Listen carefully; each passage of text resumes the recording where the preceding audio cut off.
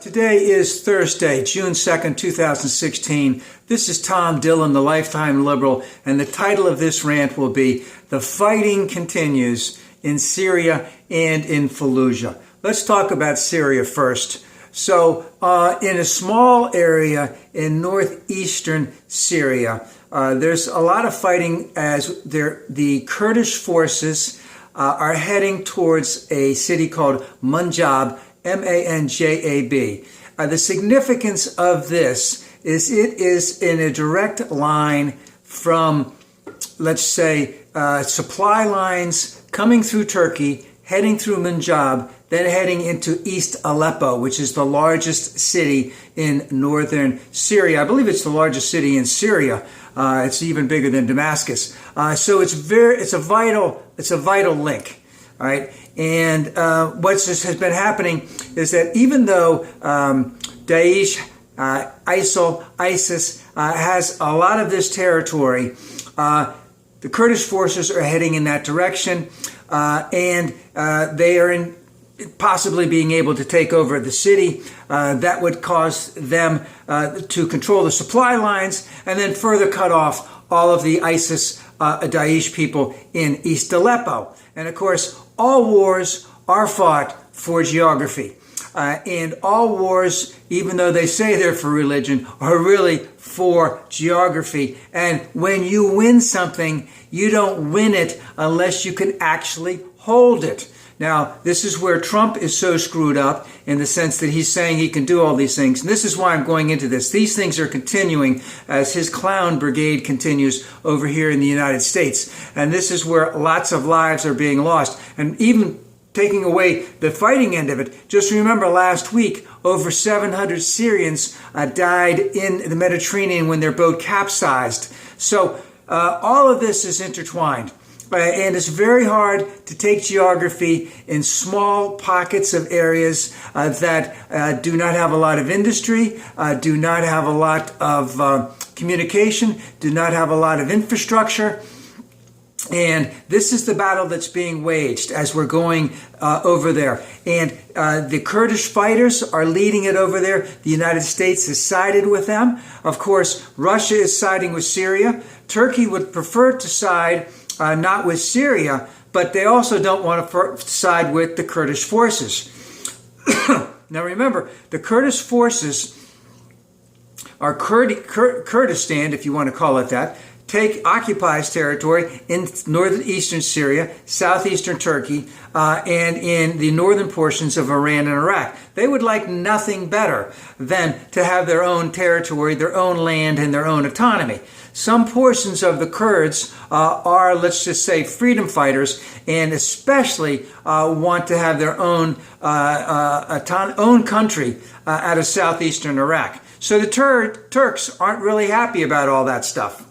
And they're not happy about this movement because that movement that the Kurds are heading, as they're heading west along the northern border with Syria, that if they do get all of that territory and they maintain all of that territory, then they could become a separate entity within Syria.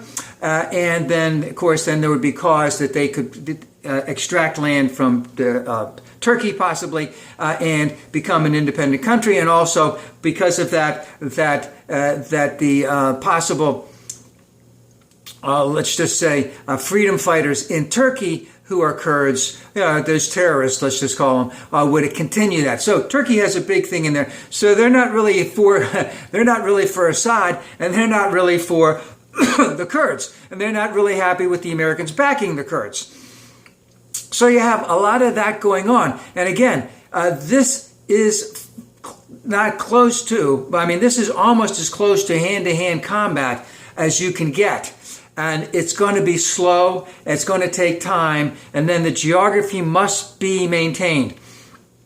Now in Fallujah, in Iraq, Fallujah, if I remember correctly, that Bush deliberately did not go into Fallujah until after the election in 2004. Then they went in. Did they go in with, I can't remember if I read that they had gone in with that white phosphorus to really tear the city apart. And they did tear the city apart.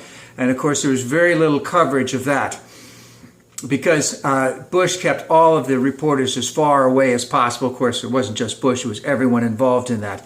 But Fallujah now has been in Daesh's hands, ISIL, ISIS, for approximately the last 18 months or so. And that Iraqi forces, with the help of Shiite militia, are in the process of retaking the city.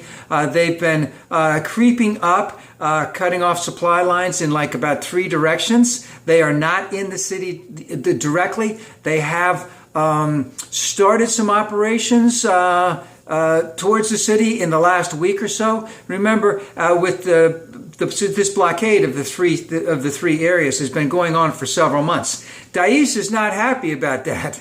You know, their supply lines are being cut thin. They're not getting the support of the civilians that are there. As many as 1,000 civilians have just disappeared in the last couple of weeks in Fallujah. That there are as upwards of many as 50,000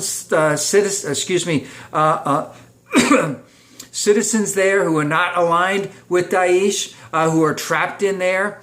That the actual retaking of Fallujah, same as when the U.S. retook it in 2004, will be what I would call brick by boring brick. Not that it's boring, but we on the United States will not be looking at that as a fight, because it's just going from house to house, so to speak. I believe that was a song by Paramore, by the way, Brick by Boring Brick.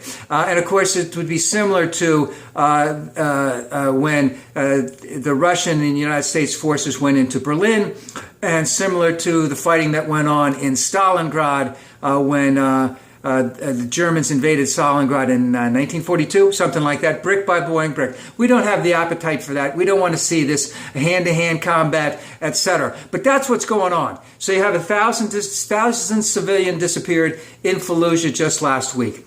There are up to 50,000 innocent civilians in Fallujah right now.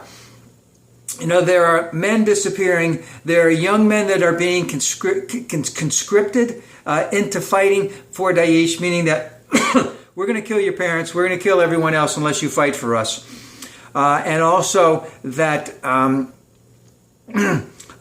that Daesh is using people as human shields in Fallujah, and this I won't call it attack, this movement to retake Fallujah by the Iraqi military, by the Shiite forces, will be a very down and dirty campaign. The city could easily be wiped out. There will be a lot of sabotage of the city. There will be a lot of murder of innocent civilians by Daesh. And there will be people who will be caught up in the crossfire.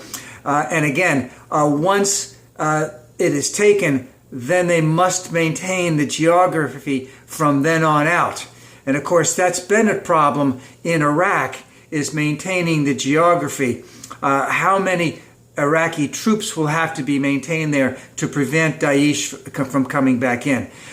Prevent how many Shiite militiamen will have to be in there? How quickly can they reestablish, the water lines, the electrical lines, the industry, the infrastructure, so the goods and services can go?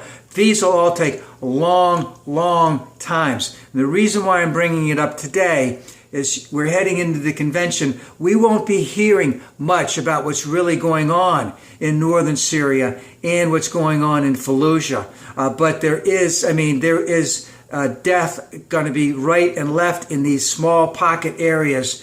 And there really is no other way to take it. The United States has a strategic alliance with the Kurds. The Syrians don't like it. The Russians don't like it. The Turks don't like it.